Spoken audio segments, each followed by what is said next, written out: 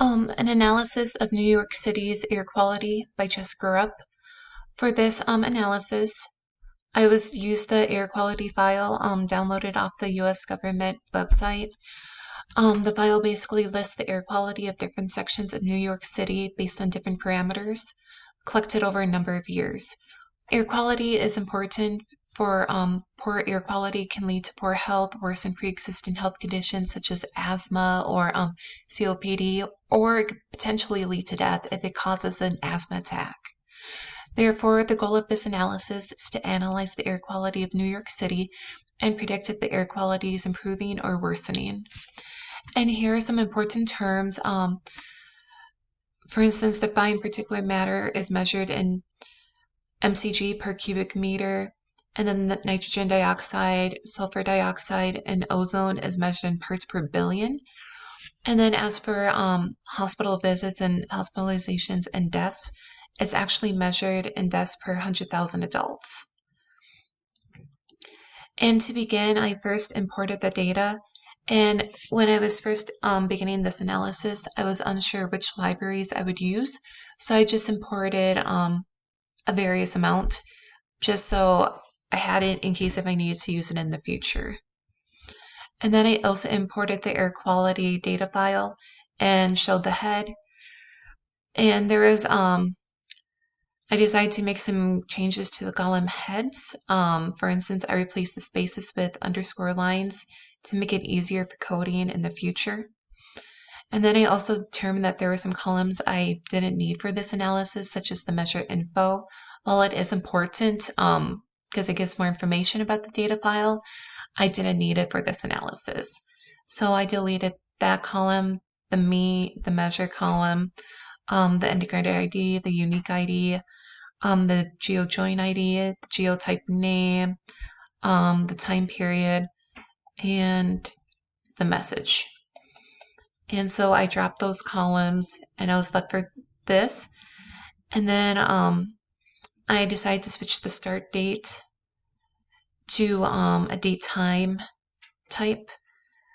And then I also saw that the other ones were objects and the data value was a float.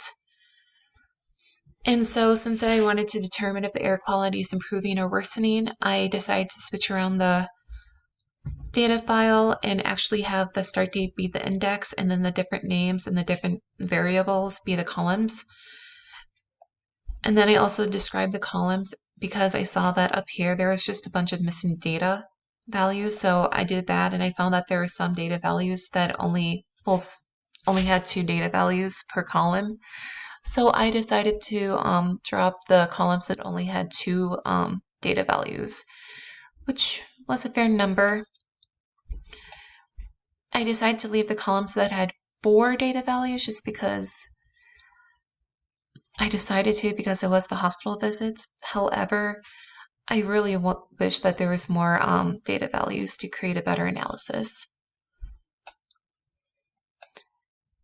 And then I also decided to rename the data columns, just kind of shortened and abbreviated it, just so the data table would be more concise.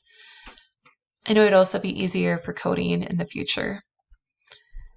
And then I decided to show the description of the data column again, with the different counts and the different means.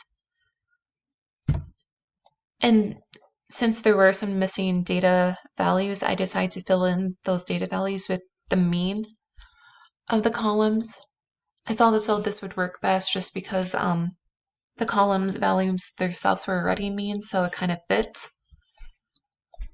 And so I filled that in, but I did not fill in the hospital associated columns that only had 4 data values because I felt as though it's better to leave them blank than fill it in with 0 or even the mean or median, just because there are such few values. I felt as though it would not create a good analysis based with that. And then I also decided to normalize the data. And then as for the exploratory data analysis, I found the shape of the data file. It has 30 rows and 11 columns, not including the index. And once again, I found the different means and the counts and the standard deviation of the data value. some columns, such as this one, had a high standard deviation, while others had pretty low ones, such as sulfur dioxide. And then for the visualization, I showed a correlation map using the normalized values. And as you can see, there is some, like for ozone, it didn't really correlate with anything whatsoever besides for itself. But then the hospital visits seem to correlate with each other. And yeah, just ozone just didn't correlate whatsoever, which kind of surprised me.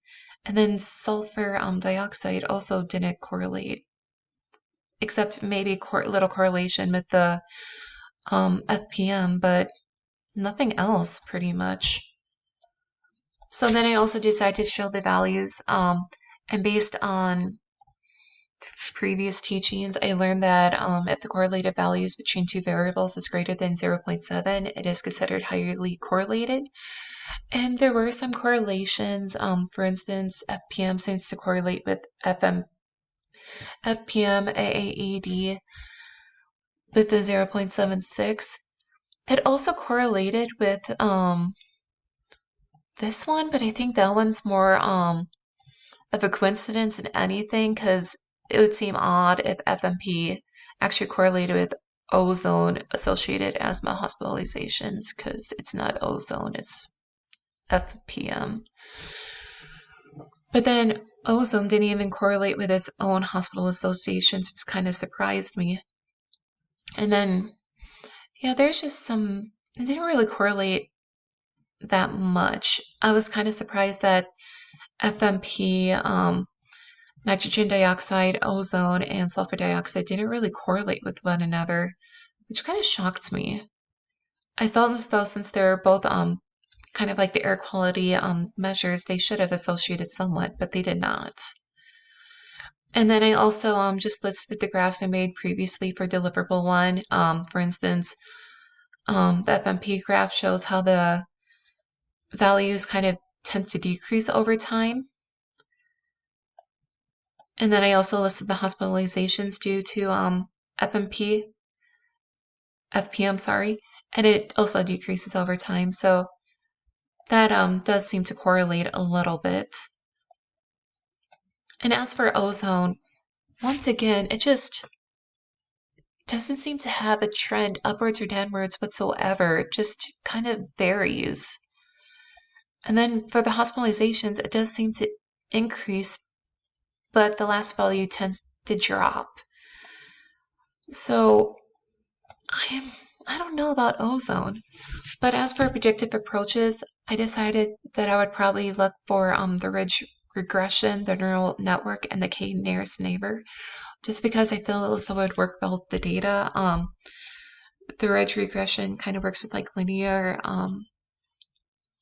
predictive approach, so I felt as though that would work good. And then I also just felt as though the neural network would help to find relationships in the data, because I wasn't really finding any.